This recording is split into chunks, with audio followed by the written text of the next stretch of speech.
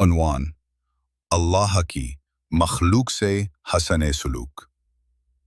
دانش ایک چھوٹا سا ذہین اور نیک دل بچہ تھا۔ وہ نہ صرف پڑھائی میں اچھا تھا بلکہ دوسروں کا خیال رکھنے میں بھی سب سے آگے رہتا تھا۔ اس کے والدین ہمیشہ اسے سکھاتے تھے کہ اللہ کی مخلوق سے محبت کرو، چاہے وہ انسان ہو یا جانور، کیونکہ یہی اللہ کو پسند ہے۔ ایک دن اسکول سے واپسی پر دانش راستے میں جا رہا تھا کہ اچانک اس کی نظر ایک چھوٹی سی چڑیا پر پڑی۔ وہ چڑیا زمین پر بے سدھ پڑی تھی۔ ایسا لگ رہا تھا جیسے وہ بہت زیادہ پیاسی ہے اور گرمی کی شدت سے نڈھال ہو چکی ہے۔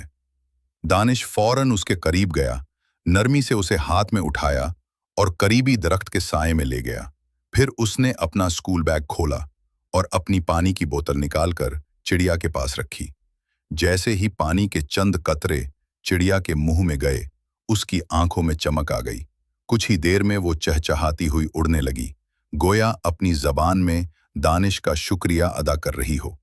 چڑیا نے فضا میں پرواز بھر کر جیسے دعا دی، اے نیک دل بچے، اللہ تجھے ہمیشہ خوش رکھے۔ دانش کے چہرے پر مسکراہٹ تھی، اس کا دل خوشی سے بھر گیا۔ اسے احساس ہوا کہ کسی بے زبان جانور کی مدد کر کے اس نے واقعی کچھ اچھا کیا ہے۔ نتیجہ: اللہ کی مخلوق سے محبت اور حسن سلوک نہ صرف ایک نیکی ہے بلکہ اس سے اللہ تعالیٰ کی خوشنودی حاصل ہوتی ہے۔ ہمیں چاہیے کہ ہم ہر جاندار کا خیال رکھیں، چاہے وہ انسان ہو یا جانور، کیونکہ نیکی کبھی ضائع نہیں جاتی۔ Please don't forget to subscribe to our channel, Giggle Tales Kids Studio.